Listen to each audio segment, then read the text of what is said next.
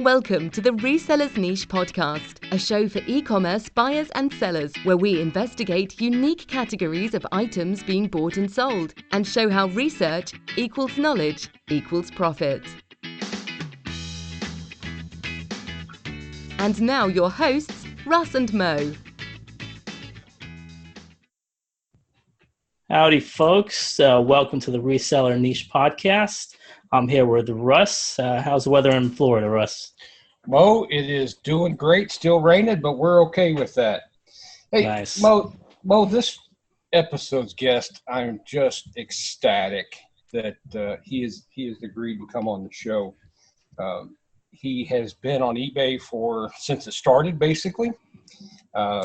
He has a few things going on. He is just a few. He is the Titan of Tiki. He's also the Vicar of Vegas. Oh, nice. I think I've made that one up on him. He has the thrifting board. He has been on the Thrift Hunters, was on that show, was the lead. And the Secret Beach. He's got YouTube. He's got Tiki seminars. He's got live seminars. He speaks at eBay. He speaks at eBay Opens. And, of course, everybody knows who that is, Jason T. Smith. How are you, Jason? What's happening, guys? Thanks for having me on. What's going on? Not much. How's it going? I am good. You know, you're right. You know, when you say all the things out loud, I'm like, shoot, I'm exhausted. It was tough reading that. I mean, there's, you're everything you do for the reselling community, to getting that knowledge out there, and you start thinking about that.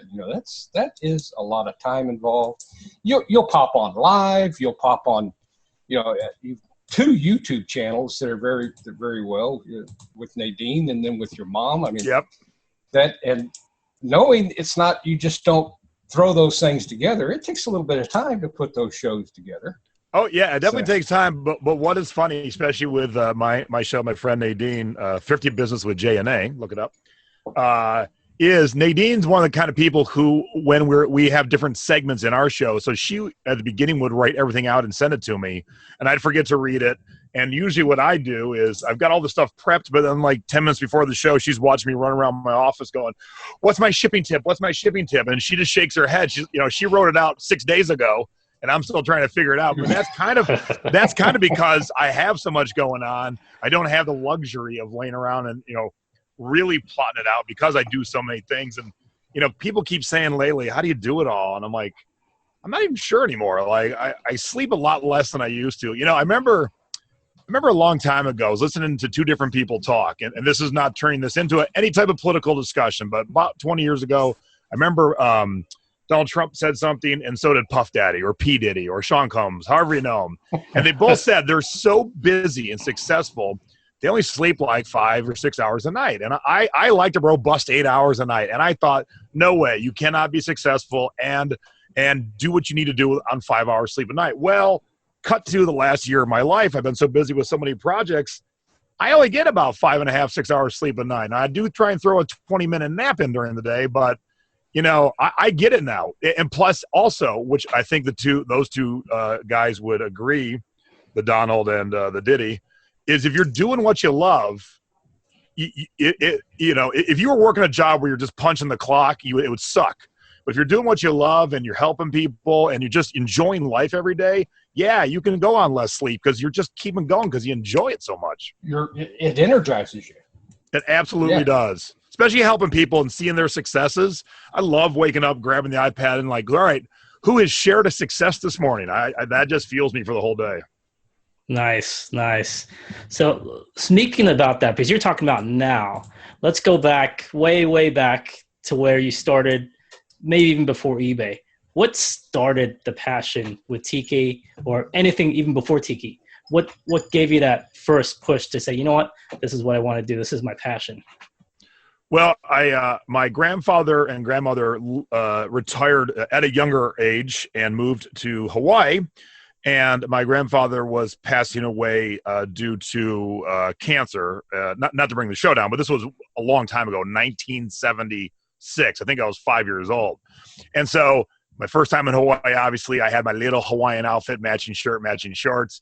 But that was really the only thing that was Hawaiian and Tiki in my life until the year 2001. My wife had got a job offer for us to move from Cleveland, Ohio, where we both grew up and lived, to Long Beach, California. And we ended up near the Belmont Shore area, which is right by the ocean.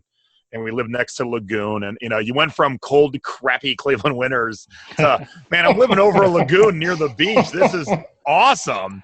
And so living in Southern California, I'm kind of looking at we were in a 2-bedroom condo.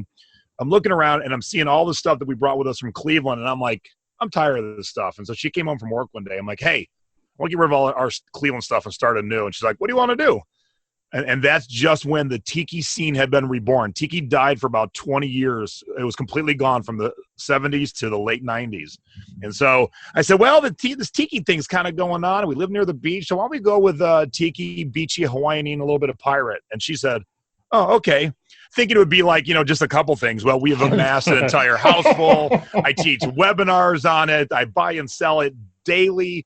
So it became our life, our passion, our enjoyment, but also my business too. So it was just a very conscious, let's do this, not knowing it would turn into a business and everything else. And because of it, I've made all these new lifelong friends now. So it was kind of a good decision.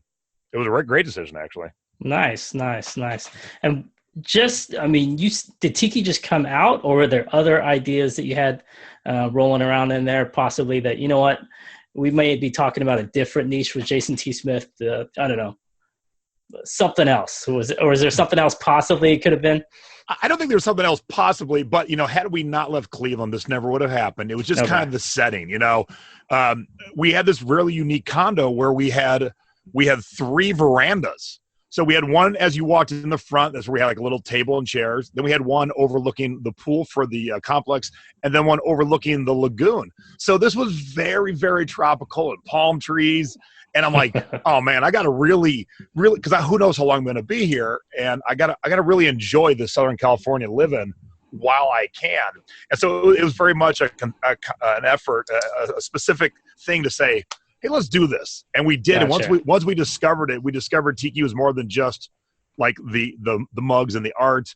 There was the whole scene of going to the bars and drinking fine rum cocktails and Tiki parties all over the country. And man, a lot of people collect things and get into niches, but my niche is fun. It's all about parties and hanging out with your friends in dark, mysterious bars. That's a ton of fun.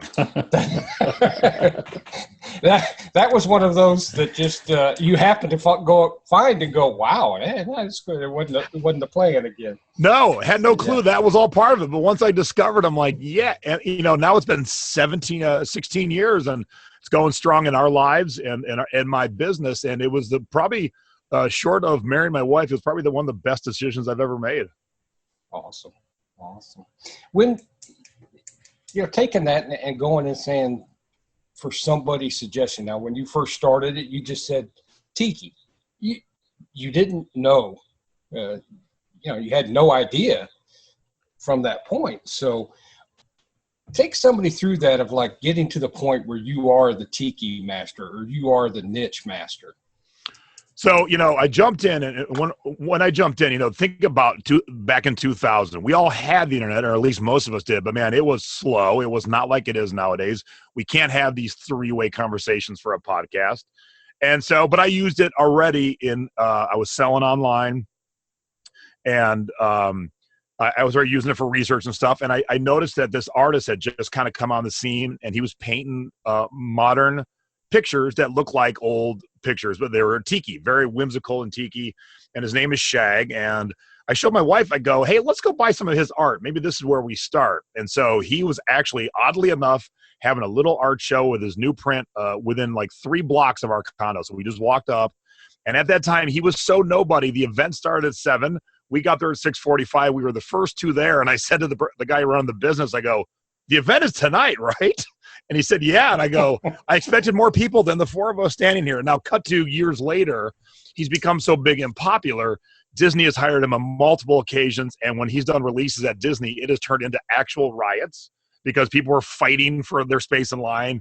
MGM hired him to redo the Pink Panther. So he became this huge thing. Well, I met him and knew him and got in with him when he was young and new. And so I bought stuff that I always had the collector mentality. So I knew I'm getting into this new niche. I didn't know if it was going to be a big deal, but that day I bought 2 sets of the same print. I framed one and hung it up, and I stuck one in a closet. And I paid $100 back then, and today it's worth $500 to $600. So I had that forethought. And then once I got into it, I'm very much a guy that wants to ingest it all. Like when I travel for vacation, especially to a place I've never been, I research it so much on the internet. By the time I get there, I don't even want to be there. Right. So I do a little over researching, but man, I know it all. I mean, I know it when I'm collecting it. I know it when I'm traveling to it. And because I have this fear of missing out. I go to a place and someone goes, "Oh, did you go to this great bakery?" I'm like, shoot, I didn't look that up. Damn. So it's all, suggest to somebody, not only what we had, like you said, the great things we have today, the internet, everything, but person-to-person contact is a great research tool, like you did with Shag. Because that was just like the first start. And then I found out at the time, this is way before Facebook. So kids, if you're listening to this, there was a time before Facebook. And really, it wasn't social media back then, but someone who was into Tiki had built a website. So it would basically be like a Facebook group nowadays, but he built the website where we all kind of hung out and talked about the stuff we found, stuff we were selling, and Tiki events. And so a guy near me was throwing a party, and he said it was open. And even though he said it was open for anyone, I still felt like I should ask. I was raised to be polite. And I said, I'd like to come, and my wife and I, however, my sister-in-law's in town. I don't want to, I'm inviting myself already. He goes, "Oh, no, the more the merrier." And from that moment, we've been great friends. I did a Tiki webinar last night. He listened in. So, and I realized there was this whole little community of people within this niche that loved to hang out, loved to party, but loved to share. And, when we go to each other's houses, when you go to your friend's house, usually you walk in, you hang out, whatever you're doing. We go to each other's houses. We walk around the house going, "Ooh, that mug's new. You didn't have that mug last time." So it's definitely become this thing, it's this whole lifestyle. And so you're right. The interpersonal, when you're meeting friends and you're comparing notes, the internet definitely, and really paying attention. Like I was smart to pay attention really quickly when I thought we're going to do this. And not really as a lifestyle, just wanted to change my decor a little bit, but it ended up becoming a lifestyle. Not every niche is a lifestyle, but this one wholeheartedly is. And oddly enough, if people who know what I look like, I actually am the weird one in my groups because most of my friends dress vintage every day. Those of you listening right now, you can't see me, but I'm wearing a sleeveless T-shirt from Key West that I bought 20 years ago. That is not vintage nor Tiki, but I dress the way I like to dress. But when I go to events, I will dress up. But I definitely don't live it every day in terms of always wearing a vintage Hawaiian bark cloth shirt.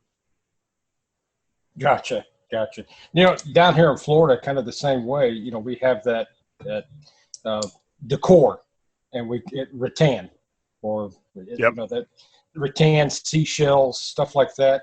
You can get into it, and it's just a fun. I mean, we're getting ready to go on the road, but that we see rattan everywhere, and it's like, but I don't think there's many tequila drinkers in rattan. I don't know. So it could. If you find the old stuff, there was a company named Paul Frankel that made some great rattan furniture. And here's a little tip. When you go to sell it, the amount of strands of bamboo or rattan is how you sell it. So sometimes it's 4 strands, sometimes it's 5 strands, sometimes it's 6. 6 is the Mac Daddy. That's the one people will pay big money for. So you got some 6-strand Paul Frankel, like a chair and an ottoman, you can get like $1,000 or $2,000 for it. Oh yeah, some of it is really. I've got 3 chairs left that I'm amazed, and I found them on the side of the road type thing. I'm amazed the value of those chairs. So. Oh yeah. So have you had other people ask you about, I want to get into a niche, but I'm not so big on, Tiki or whatever it is. Have you ever had to kind of guide them to kind of finding their own niche? Yeah. I remember one of the first times someone specifically asked me that question. I remember exactly where I was. I was at a house party.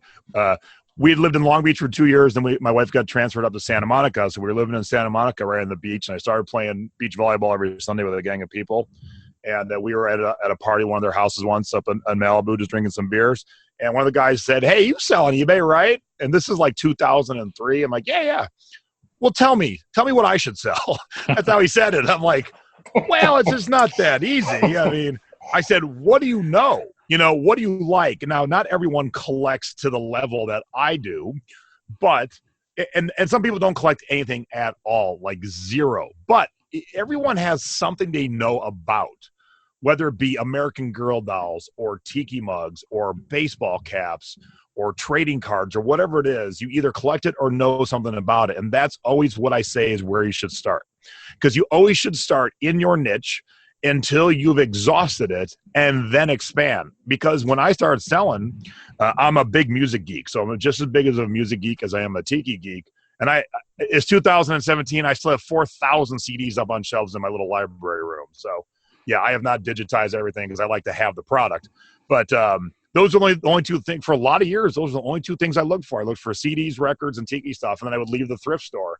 And then one day I'm just standing in this giant thrift store going, man, I bet you I can make some other money on other stuff here. So I wasn't planning on selling ladies' purses and bras and pajamas, but these are the things I've learned because once I've conquered the city and I've hit all the hot spots and got all the Tiki stuff I can, but I still wanted to buy more and sell more and make more money. So you got to start in what you know and then expand, but conquer what you know, own it, know it, learn it, research it, read books, get on the internet, talk to other people in it.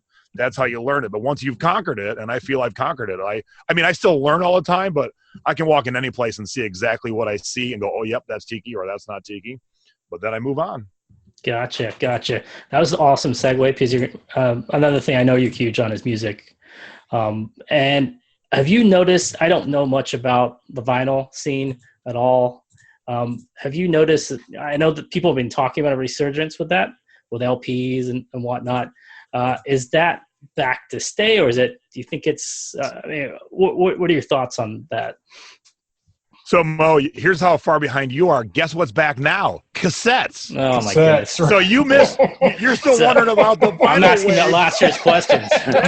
You're wondering about the vinyl wave, and cassettes are back. Shows you what I know. Artists are some artists, not all, but some artists are releasing stuff on cassettes now, and they're selling like hotcakes. It is insane. And I sell a lot of used cassettes on eBay. Yes, it is 2017. You're not listening to a podcast from 1982. This is 2017. So yeah, vinyl still is. Vinyl and cassettes now are the only forms of media with an uptick in the last 5-6 years. DVDs are way down. Blu-rays are down because it's definitely becoming streaming. CDs are way off. But within the CDs, though, there's still a ton of collectible CDs. I've been meaning to make a post in my group for the last 2 days, and I'll probably get it up today. I sold an opera CD. I don't know anything about opera, but I saw it. It looked amazing, and it was $25. And when I scanned it, I saw that the ranking on eBay, on Amazon, and we won't get into too geeky right now, was kind of high. But the ranking specifically, when they broke it down into opera, was really good, like 238. So I spent $25 on an opera CD, not knowing anything about opera, and about a month and a half later, it sold for $75. Nice. So after fees and shipping and everything, I got $35 profit. But CDs are easy to list, easy to ship, and so time is money. But vinyl, yes, vinyl, huge collectibles. Artists are releasing a lot more in vinyl every year because people want them. People are buying record players. I currently have 4 record players around my house. I just bought my 4th one last month because I needed a 4th. 3 wasn't enough. I needed a 4th. Now, I will not be buying the cassettes, but I do buy them when they get released on limited editions to flip. And they only sell them usually for like $10. And like the last one I flipped was a Paul McCartney and Elvis Costello duo cassette. I bought it for $10, and I bought 4 of them, and I sold them all for like $50 each. Nice. I think, side note, I think the most odd sounding music I recently sold a Polish folk music CD on Amazon. Nice. And I couldn't even read the cover. Luckily it scanned. Otherwise I'd be in trouble. Yeah. even if you can't sell on Amazon, and they're probably going to knock us all out anyway, at least use the Amazon app to scan, because if nothing else, it will give you somewhat of a starting off point for the price. If you see 50 of them at a penny, leave it behind. If the cheapest one's $20, okay, then start putting a little thought into it if you should grab it. If it's cheap, it's $1, it's $0.25, then get it. Yeah. Because there's no gamble in $1 or $0.25 or 50. people used to message me or call me, hey, Jay, I'm looking at this thing. It's 50 cents. Should I get it? Are you really wasting time to call me for 50 cents? Really? Waste time when it's $50 because maybe it's a $200 item. Then I'll answer. Don't waste time on 50 cents. Just get it. Yeah. And then I guess that's a good point you made there about Amazon, since they're looks like they're cracking down. Would you say that eBay is taking an uptick now with music, CDs in general? Yeah, they haven't booted me yet, and I don't know what their criteria is, because talking with other friends, I cannot understand the rhyme or reason to why they're doing it and the path they're taking. But, oh, well, I'm still selling, so until I get booted, I'm still selling. But, yeah, many friends have already moved over to eBay. I'm going to start listing some more on eBay, too, because I think I'm going to get booted at some point like we all are. Yeah. So, but I will keep listing and selling until I do, but I'm definitely going to start adding more on eBay. Okay. And then as far as, I guess, you're talking about CDs and you're talking about vinyl. Have you done much with the CD players and the vinyl record players that go with that on eBay? Or is that, have you seen a kind of an uptick in that as well? Oh, yeah. I love finding old electronics, especially we're going back to cassettes. 80s boom boxes command a lot of money in 2017. So, and Walkman, Guardians of the Galaxies, the Walkmans, the Sonys, stuff like that is so fun right now. Okay, so did you see the new Guardians? I haven't seen the new one yet. Yes. Did you laugh at the joke when he got the new music when he got player? the Zune? Yeah. I was with a friend and my wife, and neither one of them laughed. I go, come on, that's funny. Yeah, that was everybody on Earth is listening on these now, and it's a Zune. I thought that was great. It holds 300 songs. Right. Sorry if I just ruined the movie for anybody, by the way. Spoiler alert. Spoiler alert. Yeah. Usually you should say that before the actual spoiler. Right. Whoops. Right. We'll edit that in, or maybe we won't. I don't know. We'll put that on. But yeah, I've got a player in my I have a storage bin down the street that I got to get a player out of. I have a very rare 80s boombox. Now, it's not one of the big ones like the B-Boys would have. It's a smaller one, but it has something I had never seen before, a triple cassette deck in a row. So it's a super long boombox. I'm trying to figure out what the third one's for. I mean, you can play 3 tapes in a row without having to touch them. Oh, and that was like the precursor to the multi-disc player. But when I was doing research, I couldn't find it anywhere. I'm like, it's not the most amazing looking boombox, and it's not the biggest. It won't have the best bass, but man, it sure is unique. Might have a prototype. I never thought of that. Shit, I got to go, guys. See, I got to go get that out of my storage box. So, Jason, if other than Tiki and music and stuff, what would be your third choice? Like, if you weren't doing Tiki and music, what would be the next choice? Music's been ingrained in me since I was a little kid. My uncle threw me on the back of his Harley and took me to see Charlie Daniels Band in concert at the height of Devil Went Down to Georgia. And from that moment, I was hooked into music. And then Tiki's been, in the last 17 years. But I've been a Star Wars nerd my whole life. I don't collect it like others do, but I could easily drift into that. And because oddly enough, a friend had kept his whole childhood collection of Star Wars toys, and he's my age, mid-40s. And so I've been selling it off for him like on consignment. And so, anytime you can buy a collection of anything outside your niche, when you have to sit down and start researching it and learning it, you'll be in it. And so when I've been working on all these action figures and vehicles and stuff, even though I know Star Wars really well, I'm starting to I know now all the nuances I'm looking for. So now when I'm out hunting, selling his stuff has made me a better thrifter because I'm back in it again. I know which Luke Skywalker sells for the most. I know which Yoda sells for the most. You should have his cane, his snake, and his little wrap. And those are the things that I would not have been thinking about maybe 2 years ago, but working into it. And that's what I recommend for anyone. You want to try something new, go to a garage sale, go to a flea market. You see someone selling a whole collection of anything cheap enough, buy it, start researching it, because even some things that don't seem like they'll be big sellers, within any collection of anything, there are some serious gems. And once you learn them, that's what you're going to hunt for. Right. Okay. And then since you mentioned that, are there any, I guess, other areas that maybe people they're not big like niches right now? Something that's kind of like, it's in the background, but you kind of see, that's going to be huge next year or 10 years from now. Well, I don't know if it would be huge, but I did think of one good one. So like Tiki will never be huge in terms of like, the masses, but I can easily teach people that. The other scene that I think is ripe for really hunting out good stuff is the rockabilly scene. Okay. And most people don't know the rockabilly scene. I'm in it. I don't look like I'm in it. I enjoy the music, and the big rockabilly event happens every year, Easter weekend here in Vegas. It's called Viva Las Vegas, and I don't know, like 20 or 30,000 rockabilly kids from all over the world descend on Vegas, and most of those people live and dress and just exist like it's 1953. And most people, when you try and explain rockabilly to someone who doesn't know it, they don't get it. Okay. And then when I see people posting things in the group and go, "Would this be a good thing to use the rockabilly term?" And then I see it, I'm like, "You don't obviously have no idea what rockabilly is." So that is definitely something that could be taught. Again, it's a fun scene. The music's a lot of fun. When I go to these events, I'll see 20-year-olds dancing, doing like swing dancing, and then I'll see like the 70-year-olds who did it the first time. Gotcha. And it's such a cool scene that does revolve around cocktails again, which is a nice bonus. But over that weekend, when that event happens, there's like 80 bands on the bill for the weekend. And the bands play from like 5 p.m. to 4 a.m. 4 nights in a row. It's insane. Gotcha. But outside that, most people don't know. They don't realize it still exists as much as it does. And so, whereas when you walk in, you'll see a Tiki mug, it's a Tiki mug. Things won't be labeled rockabilly, obviously, but the clothing, the purses, the shoes, the accessories, the music, those are all things that can be taught. And again, it might be something like you enjoy selling it. You might get into it too. I like genres, niches, scenes that you actually can get into, not just collect.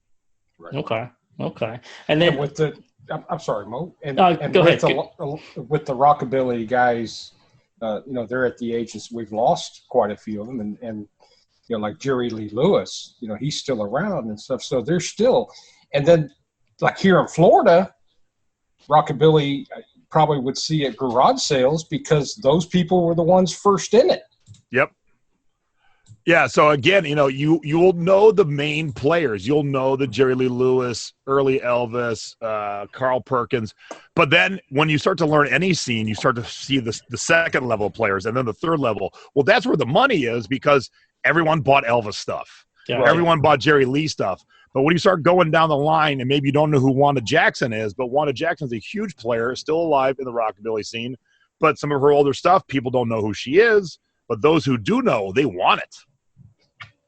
So Makes that, sense. like in the Tiki scene, Trader Vic's has been around since the beginning. He was the second player in the Tiki game from 1934, and there's still Trader Vic. He's not around, but there's still Trader Vic restaurants around the world. So yes, it's collectible, but it's still being sold today. There's other places that were built and then were closed in 6 months. Those are the things that people are hunting for because they're so much rarer. Same kind of concept.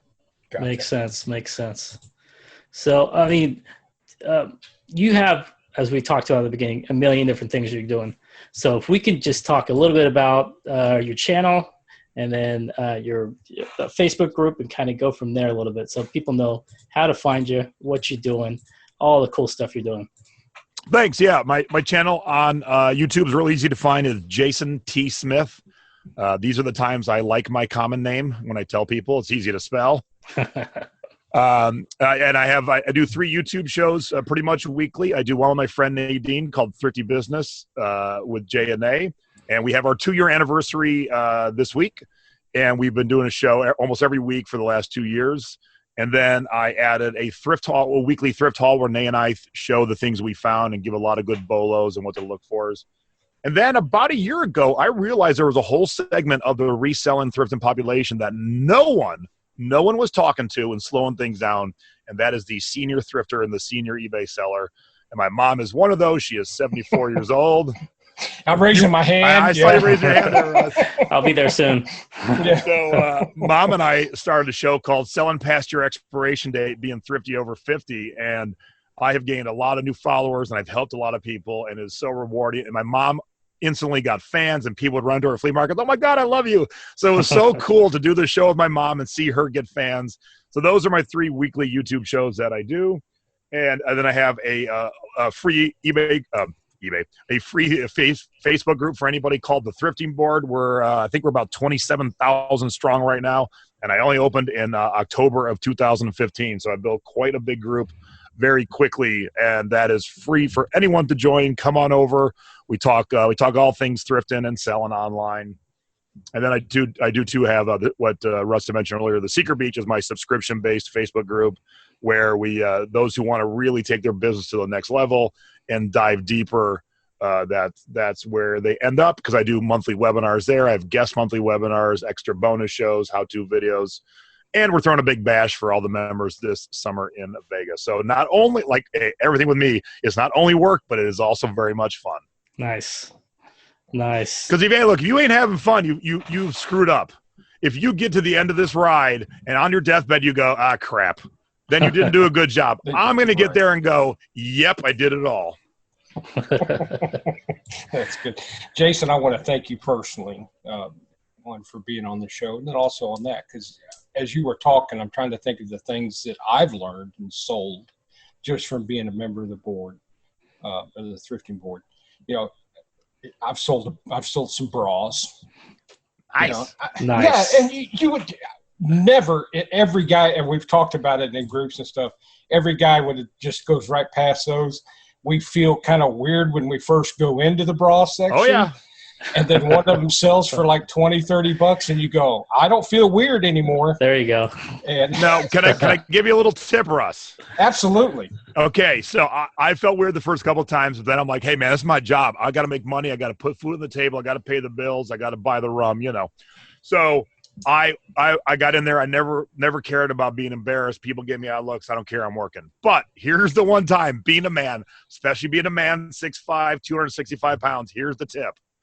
One time there was too many ladies shopping in the bra section, and I still wanted to shop it. So I shopped from the other side of the rack. So I was reaching through, which is very creepy. And